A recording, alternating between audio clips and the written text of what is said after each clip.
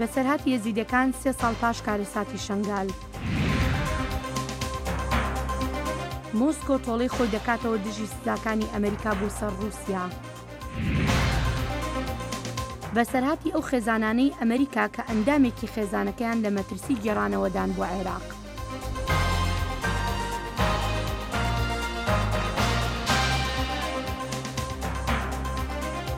سڵاو بەخێربێنەوە بۆ بەرنامەیەکی نوێی کورد کۆنەکشن.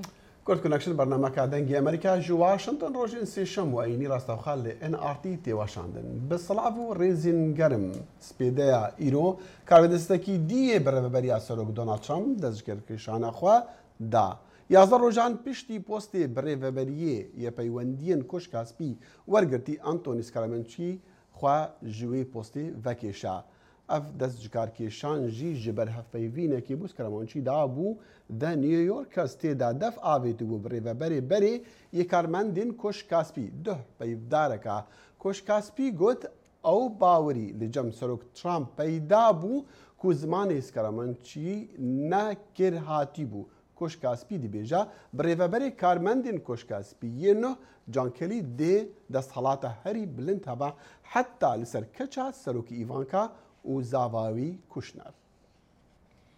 جێگری سەرۆکی ئەمریکا مایک پێنس ڕۆژی سێشەمە ڕاگەیاند بڕیارەکانی رووسیا لە تۆڵەی سزاکانی ئەمریکا دژ بە رووسیا ئەمریکا پاشگەز ناکاتەوە لە بەڵێنەکانی ئاسایشی. ئەم قسانەی لە کاتێکدایە کە سەرۆکی رووسیا ڤڵادیمیر پوتین فەرمانی لە کارلادانی 755 دیپلۆماتی ئەمریکایی و کارمەندی خۆجەیی رووسی داوە لە باڵێزخانەی ئەمریکا. باڵێزخانەی ئەمریکا لە مۆسکۆ دەڵێت دەسەڵاتدارانی رووسیا لە ئێستادا جموجۆڵی دیپلۆماتانی ئەمریکاییان سنووردار کردووە. ئەمەش بەشێکە لە هەنگاوەکانی تۆڵەسەندنەوە کە لەلایەن سەرۆکی رووسیا ڤڵادیمیر پوتینەوە ڕاگەیەندرا. شارەزایەکی رووسیا دەڵێت ئەم هەنگاوە گوزارش لە گۆڕینی بۆچوونی مۆسکۆ دەکات بەرامبەر بە سەرۆک ترامپ.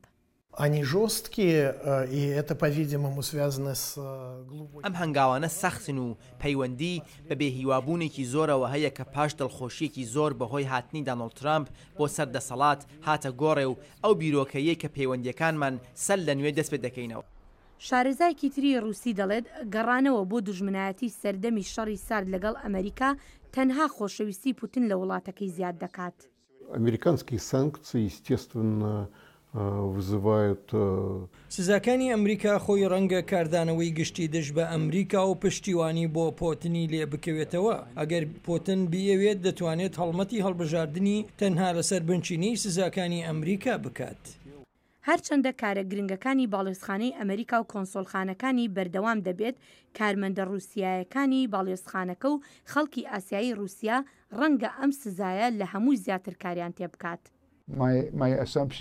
بە بڕوای من سەدان رووسایی ئێستا کارەکانیان لە دەست دەدەن و کاتێکیش دەڕوانیتە ئەرشی سەرەکی باڵێزخانەکە تۆ دەزانی کە کاری ڤیزا گرنگە بەڵام بە ئەندازەی کارەکانی تر گرنگ نییە. جا پێم وابێ ئەو رووسیایانەی دەیانەوێت سەفەر بکەن بۆ ئەمریکا ئەبینن پرۆسەی ڤیزا زیاتری پێدەچێت لە بەرکەمکردنەوەی ستافی کنسڵخانە. هەتا ئێستا سەرۆک ترامپ لەسەر ئەم مەسەلەی تۆڵەکردنەوەی بێدەنگ بووە. گوتەبێژی کۆشکی سپی سارا هەکەبی ساندرز دەڵێت بژارەکان لە تاوتوێکردندان. وڵاتە یەکگرتووەکانی ئەمریکا و کۆریای باکوور بەرپرسیارن بەرامبەر هێوەرکردنەوەی ئاڵۆزیەکان و وتوێژی ئاشتی لەسەر نیمچە دوورگەی کۆریا نەکچین.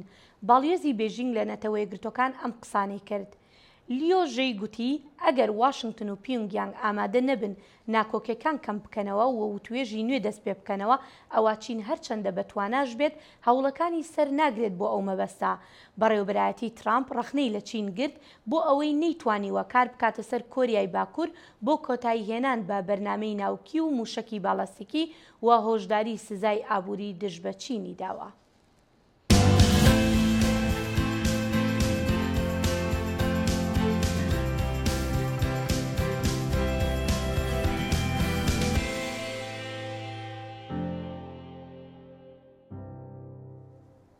لە ناوەندی باژارێ ڕاقە شەڕین گران دنێ بەرە هێزین سووریا دموکرات و ملیتانین کۆمەڵا دەوڵەتە ئیسلامی داعشدا هەر بەردەوامن. پامێری دەنگی ئەمریکا محمود باڵی ئەف راپۆرت گەهاندیە. شەڕ و پەفچوون بە گرانی دە ناوەندا باژارێ ڕاقایەدا بەردەوامن. و شروانên hêza Sûriya Demokratîk di heft taxên gotêra berbinavenda bajêr va diçin rojane pêş dikevin. Li gorî navenda ragihandinê ya Hesedê got di 24 saetên dawî da bi kêmanî çel û 5 çekdarên Daişê hatin kuştin. Xaf xeta bînayayê hem giyan vê dikeyana û heval qeder ket pêşî çûne sedî şêstê hevala deyî û hîn jî heval meşin ber xwedin yanî. Vêdekê em hatin çeta erebetakan Wallahi wêran pir yanî gelekî xweteqîn ketiya talîd yanî xweteqîn. Encamayê vala xweteqîn yanî xwe biselmîn çêtir. Şervanên Hesedê dibêjin ku êdî şer derbasî nav avahiyên mezin bû û çekdarên Daişê xwe ji bo wê amade kirine. Ji ber vê yekê jî ew bi hişyarî operasyona xwe dewam dikin. Herwiha şervanan anî ziman got alozîya herî mezin li pêşiya wan ew e got çekdar erebeyên bombekirî bikartînin û her tim hewldana sizma di rêya tunelaran dikin. Lê di vê rewşê de firokên koalîsyonê gelek bibandorin û çalakiyên xwe li ser Raqayê zêde dikin ji bo hişyarî bidin şervanan dema sizman. Herwiha barîgehên Daişê jî topbaran dikin. Harê binayê dadine li vir jî yanî şerê dijwar derketin yanî ew hêza çekdadinê gêrîş bikin ama erebê teqemenî dişînin tên xwebavala teqînin çalakiya dikin ama li gorî jî yanî heval berxwedin operasyonê me dewamin yanî heval nasekin me nabasnang ama yanî mesela aslengî çi dibe mayîn pirin yanî koalîsyon xwe jî mal alîkar dibe. Hêjaya gotinê ku şervanên Hesedê bajarê Raqayê ji 4 aliyan ve dorpêş kirin û tirê li pêşiya çekdarên Daişê nemaya gotêra derkevin. Ji ber vê jî çekdar neçarin ku hewldana berxwedanê bikin. Lê taniha şervanên Hesedê pêş dikevin û beşek mezin ji bajê rizgar kirin. Piştî di meha ji destpêka operasyona rizgarkirina bajarê Raqayê bîtirî sedî 5 ji bajarê Raqayê kes dest şervanên hêza Sûriya Demokratîk. Em niha li taxa fewda got diho hat rizgarkirin û hewldanên çekdarên Daişê li vê derê çêbûn got bi erebeyeke teqemenî êrişa ser barîgehên hêza Sûriya Demokratîk kirin û li gorî şervanan gotî got ev erebe tu encam negirtin. Mahmud Balî dengê Amerîka, bajarê Raqa. هێزە عێراقیەکان لە پارێزگای مووسڵ دەخوازن تەواوی ئەو ناوچانەی لەژێر دەستی تیرۆریستانی دەوڵەتی ئیسلامیدان ڕزگار بکەن. ئەم هەوڵانش لە دەمێکدایە بەشێک لە ئاوارەکانی مووسڵ گەڕاونەتەوە زێدی خۆیان بەڵام هێشتاش منداڵ هەن لە باوانیان دابڕاون یانیش بەهۆی شەڕەکانەوە باوانیان لەدەستداوە و ئەمەش جێی نیگەرانی ڕێکخراوە مرۆیەکانە. کەمتر لە یەک مانگ پاژڕاگەیانی سەرکەوتنی هێزە ئاسایشیەکان لە شاری مووسڵ عێراقیەکان خۆیان ئامادەکردووە بۆ هێرشکردنە سەر شارۆچکەی تەلعفەر لە ڕۆژاوای مووسڵ کە دەشێت شەڕێکی سەرەکی داهاتوو بێت دژی تێرۆریستانی دەوڵەتی ئیسلامی. لەو بڕوادانیم شەڕی تەلعفەر شەڕێکی گەورەی ئاڵۆز بێت. دوژمن زۆر خراپتێک شکاو و زۆریش دەمێکە گەمارۆ دراوە. شەو ڕۆژ لەلایەن هێزەکانی هاوپەیمانان و هێزەکانی عێراقیەکانیشەوە لێی دەدرێت. بەهۆی شەڕەکانەوە زۆربەی دانیشتوانی تەلعفەر ئاوارە بوون. سەرکردە لەشکریەکان دەڵێن زۆرێک لە پاشماوەکانی داعش ڕویان کردووەتە تەلعفەر. لە ڕێی چاودێری ئاسمانی و لە ڕێی هەندێک سەرچاوەوە چونکە داعش ڕێگان نادات هیچ کەسێکی سیڤیل بگاتە ناوچەکانی داگیری کردوون. هەر بۆیە بەپێی ئەو زانیاریانەی هەمانە لە 1500 بۆ 2000 تێرۆریست لە تەلعفەرن. سەرکردە لەشکریەکان دەشڵێن لەو داعشانەی لە پاش شەڕی مووسڵ بەهۆی گەمارۆکانەوە گیریان خواردووە زۆریان خەڵکی بیانین وەک لیندا ونزەڵ تەمەن 16 ساڵ و بەڕەگەز ئەڵمانی کە پێ دەچێت سێرەگرێکی داعش بوو بێت لە مووسڵ دەستگیر کراوە. دوای 9 مانگیش لە شەڕ دانیشتوانی ڕۆژاوای مووسڵ دەستیان کردووە بە هەوڵەکانیان بۆ ئاوەدانکردنەوەی ناوچەکانیان. ئەلبەتە ئەمەش بەبێ گرفت و تەگەرە نییە. نسبة الضرر في الجانب الأيمن بالمجاري أكثر من 80%. ڕێژەی زیانەکان بۆ نمونە لە ئاوەڕۆی ڕۆژئاوای مووسڵ زیاتر لە 180ە. چاکردنەوەشی کەوتۆتە سەر ئاستی پشتیوانی و هەروەهاش دابینکردنی دارایی و ئامێرە تایبەتەکان کە بەڕاستی دەکرێت بەڵام هیچیانمان نییە. بەڵام نەبوونی خزمەتگوزاریە بنچینەیەکان زۆر کەسی ناچار کردووە نەگەڕێنەوە زێدی خۆیان.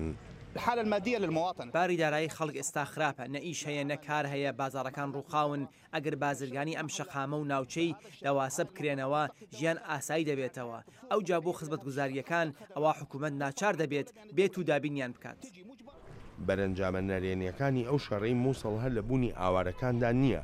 بە هەزاران منداڵیش لەم ماوەی شەڕەدا لە باوانیاندا بڕاون یانی شەر هیچ نەبێ یەکێک لە باوانی لەدەست داوە. باوکی مریەم دەجێڕێتەوە لە چ ڕەوشێکدا بووە.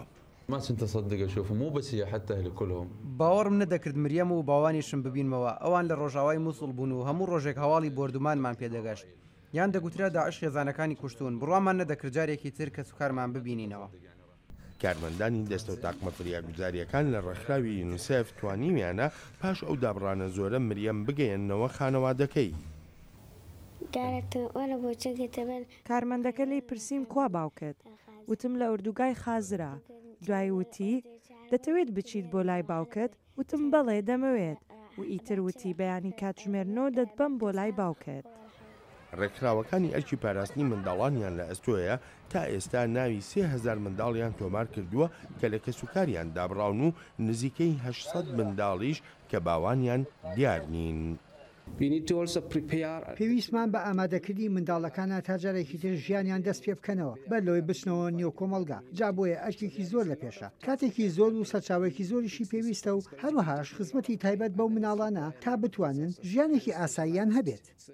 پرۆسەکانی ئاوەدانکردنەوە و چارەسەریە تەندروستی و سایکۆلۆژیەکانیش دایان هێندەی خەرجی شەڕەکانی پێدەوێت و هەروەها کاتی زیاتریشی پێویستە بە بەراورد بە شەڕەوێرانکارەکان. و سێ ساڵان پشتی کۆمکوژیا شنگالێ و دیگەل ئۆپراسیۆنین دەرخستنا ملیتانên کۆمەڵا دەوڵەتا ئیسلامی داعش ji عێراقی و ji سووریا کتکتا کەچ و zarokên êzdiyan ji destê daعش rizgar dibin. Rizgarkirina xanimên daعش xistîne bazarên koletiya seksî xema herî mezina civaka êzdiyan bû di sê salên borî de. Sêy tebaxa 2014 roja qirkirinê û fermana heftê û çarê ya êzdiyan bû. Komela Dewleta İslamî Daeş êrişî Şingalê kir. Encam pitir ji 6000 qurbaniyan bû. Gulebaраnkirina di cih de ya jinûmerên pîr. Wan em remî kirin vê mezrayê. الغربي قند غرب شمالي قند ذي مزرعي أمرمي كرن الكوجو القندي كوجو دبيرا تلكرنا بهزاران زاروك خورتو قيزين نوغا الله أكبر والله الحمد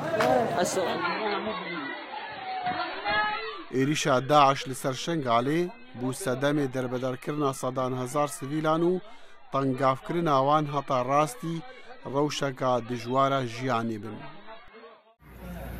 خدا دریکه گاف حسد زارو قد مبول بخدا دریکه گاف نو حسد آوان خدا مدیشتینا فتسین بخدا قال لك خلقش نظام مير خلقش تينا بعادي زارو قد بربري مهما مثلا بربري عالمي مرنشتينا او جنيزاوان وبتر جبيست گورن بكومال هشتا بشيوين كرهاتي نهاتنا باراستن ورانكرنا جيدرو بنماين جياني بکورتی تاوانên داعش li Şingalê li gora pîvanên netewên girtî Kongres û Wezareta Derveya Amerîkî û saziyên Ewropî û cîhanî genosayd bû. Her Daeş bixwe genocide e, bi ideolojiya xwe, bi bawer û kiryanên xwe. Bi tenê lê gundê Koço li roja 15 tebaxê Daeş bi sedan jin û mêrên bi emir kuştin. Keç û kur jêk cuda kirin. کەچ سەبی کردن و خستنە بازارن کۆلەتیە. ئەمە زۆرش باداکەێنمان برنم هەفت قیچ بوون ئەم برنەوەی ماڵات لەحفەر کردن نێزینگا ئیناکە متبایەک بوون دوتۆ هاتن لەسا زووی کاتە بژاردن ئەم برنا ماڵەکان و سەر سعدە دۆ شێوێت هەریەکی تات کەچکەکە خوات کڕی وەختی تاتن هەرەکی کەچکەکە خوات کرین کەچک برن اقتصابت کردن وجباریا دین پیرەت کردن. داعش زارۆک دانان بەرخوێندنێ di medresên cîhadê de. Vê komala radîkala îslamî bi ecendeyek ruhn û mebestek diyar êrişî Şingalê kir. لێدانە کەساتیا مرۆڤێ نەموسڵمان ئێزدی ئارمانجاوان یا سەرەکە بوو ji ber baweriya wana olî. Niha jî bi sedan hezar xelkê şingalê derbederin li kampên Siranserî Herêmê û bi hezreta vegeriyana pitir ji 3000 zarokên xwe ne. Ez neketîme berxema malê dinyayê wêran kirînê ez ketîme xema wê xemê keçûbûkê ez koco bajarê koca muzilê berêr berbiyêr berbazarê gerana. The survivors from ISIS captivity. Ewan ji Daesh rizgar dibin û gelek ji wan zarok hene ji derdê piştî derdê dinalin ji xemokiyê û êşin giran em hewl didin jiyana wan sanahîtir bikin. 3 salan piştî tawanên vê komala radîkala İslamî hêşta gelek ji erdê vê devera kêşedara nêvbera Bexda û Hewlêrê di jirdestê Daesh de ye û hîviya vegerana xelkê wê jî gelek kêm e ji ber krîzên siyasî û ئابووریên عێراقê. Yek ji wan keçên şingalê xelkê koçok û karî bû bi jîratiya xwe û du kesên dî jî rizgar bike bazî ceza. Niha rastexwe ji Almanya bi Skypeê digel me ya bazî ti çawan yê sivîdarim tu baş bî birêweriya berî 3 salan il sêy meha heşt tu dikarî yên xwe yên nexweş digel me parve bikî. Ez weke keçekekeš destê Daeş hatîm ava 3 sala ji destê wan xelas bûyim. îro ez li Almanyayê me bi rastî ez bînim gelekê baş eş me re ez li Almanya bim û ev keçedî jî weke min dike hatîn û li vê derê ez bînim yanî gelek baş e û gelek misade ji me re hatiye kirin. Bes xelkê me dî jî me diviya xelkê me dî jî weke ema wisa hat ba vê derê û min dibînin gelekê dî jî li destê wan deyne xelas nebûyne ji destê wan. Belê bazê min dixwaz tu bêjî min wê rojê çi bû? Tu roja sêyî heşt tu li şingalê bû, tu li koço bûyî, çi li bîra te tê? Çi bû? Tu dikarî bi Kurtî ji me re bêjî. Belê. Roja sê heşt em li mala xwe bûn me tiştek nizanî carekê dengê telqa hat û alemê telefona me kir me nizanî gotin Daeş hatiye şingalê. Em derin pê hisiyan piştîngê me nikariye min ji koço derkevin. Em pê hisiyan heka hinek mal ji koço derketin hatine kuştin û hatine girtin keçê wan hatine revandin. Me newîra em derkevin me got belkî me jî birevînin belkî zilamêt me jî wê kujin. Me nikariye em derkevin em li koço deman bes me gelek tiştî pîs bihîst me dît alemê dikujin me dît bijne alemê ser dînê xwe herin yanî dîte tiştekî. Bazî ez dizanim yanî ew Daişê ku tu li cemwî bûyî Emerîkî bû. Niha piştî 3 sala û tu rizgar bûyî. Tu çi dibêjî Emerîkaya? Tu çi dibêjî cîhanê? Ez tiştê ez bişme Emerîka eva sala 2015 jî ez hatime rizgarkirin ji destê wan û ez hatime Emerîka jî ez çûma Kongres peyivtim çûma Umamil Muttehîda. Min behs kir û min got wan ez bayekî Emerîkî bûm û min wisa dît û yanî bi rastî wan gelekê çîka min kirin û gelekê kêfa wan hatî deke ez çûma wê derê bes heta niha jî min nedît yanî ne careke dî yek jî ser re peyv ne careke dî yekî jî got ka tu li bayekî Emerîkî bûyî çilo bû yanî gelekê bi zehmet bû bi rastî wextê ez bême wê derê û li bawan min got xwe min got wextê ez hatime Emerîka û min behsa wî kir min got ez li bayekî Emerîkî bûm û Emerîka nêv Daeş de bû ew ê Emerîkî wisa min got belkî Emerîka jî wê rabiye ser xwe wê misaedeke meke wê bijê wisa kêr nayê çê nabêt ew misaede heta niha min tiştek nedît. Ew misaede di wê çi be? Wê çi newê misaedê be ku tu bixwazî ji Emerîkiyan? Rastî misaeda min ji Emerîka dixwast yanî van keçû jinê me dî li destê wan de xelas bikin rizgar bikin. Ew heka ew wisa jî jineyê me dixwast yanî weke me binê çilo Emerîka Almanya misaeda me kiriye em anîne vê derê ev bernamij vekirin û misaeda me kirin û rastî wextê Almanya ev bernamij ji me re vekirî em bixwe hisiyan ke em bi xwedan bûyne ke yek heyl me bipirsi me diviya Emerîka jî yanî wisa misaeda me kir bab tiştekî wisa evê dîtirit ev êzdiyê me dî jî gelekê li kempa de rezîlin me diviya misaedeke wan wisa jî kirbane û heta niha jî eva 3 salin يعني مدوام تشتكيش زلامة خوازان بن أم نزان يعني حستيد ملقادنا هتان هجية كل سرنا بيفتنا قلت يا كا أم حستيد وان دريخين موسادي من الهيفينا متشتكيش خو نزان ند مرينا ند صاغن بعضی اسیفیدارم گشت صاحبن و نوعنا ببینن بسلامتی فکرن بعضی جزا ج آلمانیا دقل ما براسته خوا لسر کارساتا سیم بیروریه کارساتا شنگالی.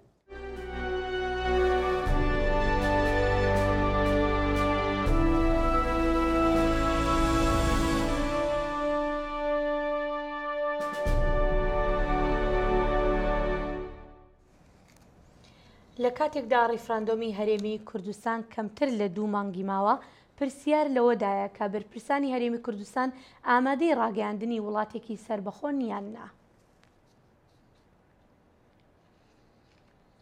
1992 تا ئێستا ڕێگایەکی درێژی پێواوە لەگەڵ هەموو کەموکۆڕیەکان دوای ئەزمموی 26 ساڵ خۆ بەڕێوەبەری و ئیدارەی خۆجێیی ئێستا ئەم هەرێمە خۆی ئامادە دەکات بۆ بەڕێوەبردنی ڕفراندۆمی فەرمی بۆ سربەخۆیی.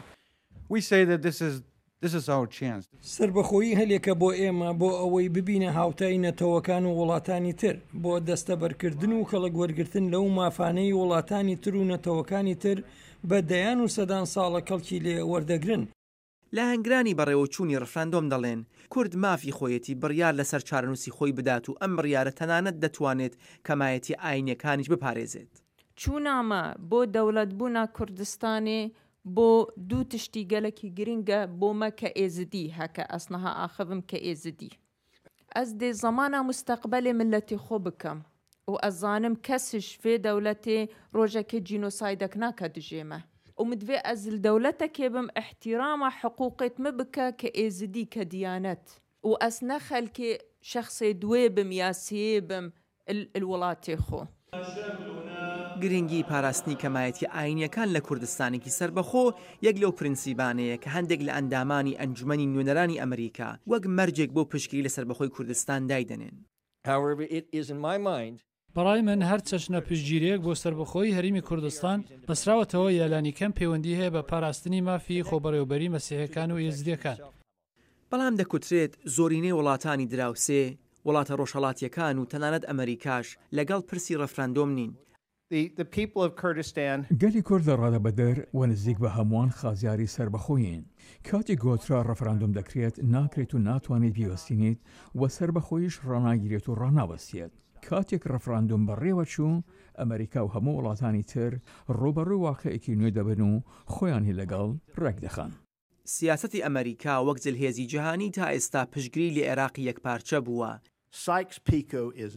سایکس پیکۆ مردووە و ئێمە ناتوانین زیندوی بکەینەوە ئێمە یاد دەبێت لە کنارەوە بوەستین و چاو لە گۆڕانکاریەکان بکەین کە لە ژێر کاریگەری دەستەوەردانەکانی ئێران دێتەدی یا خۆمان گۆڕانکاریەکان ئیدارە بکەین و بە جددی پشتگیری لە سربەخۆی کوردستان بکەین.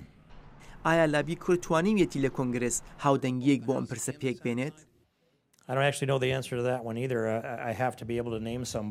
من وەڵامێکم بۆ ئەم پرسیارە نییە چونکە لە نێو دیموکراتەکاندا کەس نابینم باسی ئەم بابەتە بکات هەتا بتوانم بڵێم هەلمەتێکی دوو حزبیمان لەم بارەوە دەست پێ کردووە.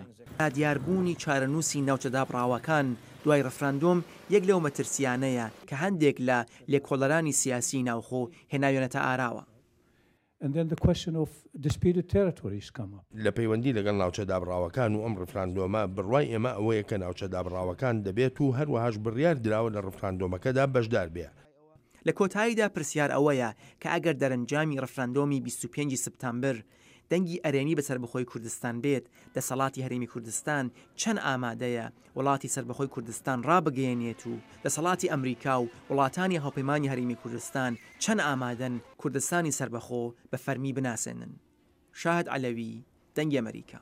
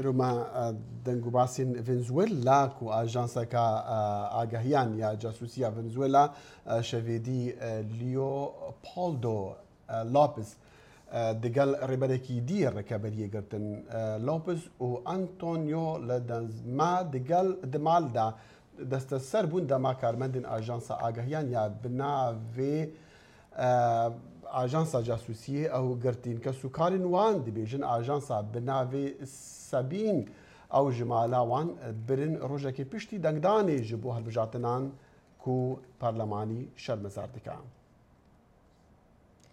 خێزانەکانی ئەو عێراقیانی کە لە مەترسی گێڕانەوەدان بۆ عێراق باز لە بەسەرهاتەکانیان دەکەن.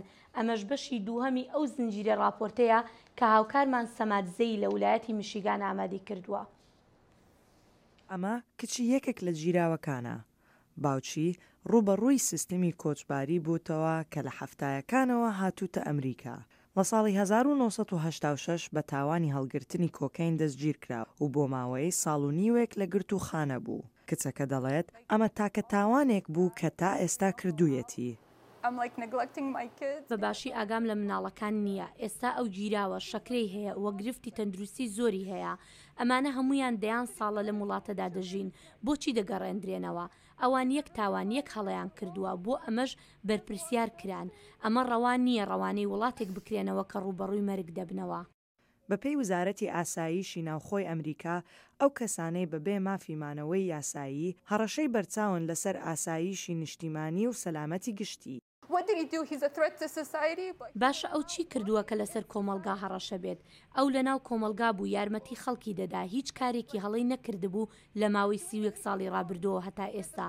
ئەو ئێمەی وا پەروەردەکرد کە ئەمریکاییەکی باش بین. ئەو خۆی بە هاوڵاتی ئەمریکا دەزانێت. ئەو بە ئێمە دەڵێت لە پێناو ئەم وڵاتە شەڕ بکەن. ئاگاداری ئەم وڵاتە بن و هیچ کاتێکیش کاری خراپ مەکەن. زۆربەی عێراقیەکانی دەستگیر کراون دەیان ساڵە لە ئەمریکادا ژیاون. وەکو مێردینینا کە خۆی هاوکار بوو لە دزیکردن لە دوکانێک 13 ساڵ لەمە و پێش. نینە باسی کرد کە خۆی چەند غەمبارە لە ترسی ڕەوانەکردنەوەی مێردی. من ناتوانم لەوە دەرباز بم. ئەمە نەک تەنها ترسی ئەوەیە کە دەچێتەوە وڵاتێک نایزانێت و زمانەکە نازانێت. لە شێوەش ڕەنگی سپی پێستە. ئەمەش ترسێکی ترە. تەنها ترسی داعش نییە. من ترسم لە خەڵکی لە ناو حکوومەتی عێراقیشە. ژمارەی زۆری عێراقی کلدانیەکان دەنگی خۆیاندا بە سەرۆک ترامپ. شانتال حەنا یەکێک لەو دەنگدەرانە بوو. مێردەکەشی کە دەنگدەرێک بوو ئێستا گیراوە. دەنگم دا بۆ ئەو چونکە چەندێک لە بچوونەوەکانی ڕاست بوون سەبارەت بە ئەمریکا. هەرخۆشی وتی کە ڕۆژهەڵاتی ناوەڕاست ئێستا زۆر ناسەلامەتە بۆ مەسیحیەکان. لەو ڕۆژەدا دەنگی خۆم بۆ ئەو بوو. بەڵام ئێستا زۆر پەشێمانم. کەیسی ئەم ژنە جیاوازە. مێردەکەی ڕوبەڕووی گەڕاندنەوەیە بۆ عێراق هەرچەندە ئەو هێشتا دەستگیر نەکراوە. ئەو دەڵێت هەموو جارێ لە دەنگی زەنگی دەرگای ماڵ دەترسێت چونکە لەوانەیە هاتبن مێردەکەی ببەن. لە 12 مانجی 6 هاتن و لە دەرگای ماڵمەیاندا من خەریک بووم خۆم ئامادە دەکرد بچمە بانک. کچەکەم لە باوەش بوو. گوتیان پۆلیسە و تکایە دەرگاکە بکەوە. زەندەقم چوو. کچەکەشم ترساند. خۆم لەژێر مێزەکەدا شاردەوە. جار لەو کاتەوە تا ئێستا کە زەنگی دەرگای ماڵمان لێ دەدرێتیان کەسێک لە دەرگای ماڵمان دەدات من دەترسێم. من تۆقیوم. نابێت کەس لە ناو ماڵی خۆیدا ئەم جۆرە هەستەی هەبێت. سەرڕای ئەم ترسا پرسیار ئەوەیە. ئایا ئەمریکا لە پاشە ڕۆژ وڵاتی ئەم جۆرە کەسانە دەمینێتەوە؟ چاوەڕێی راپۆرتی داهاتوو بن. سەمادزەیی، دەنجی ئەمریکا. و بهیڤیا دەمێن خۆش هەتا ڕۆژە هەیی خۆدا حافظ. کاتێکی خۆش.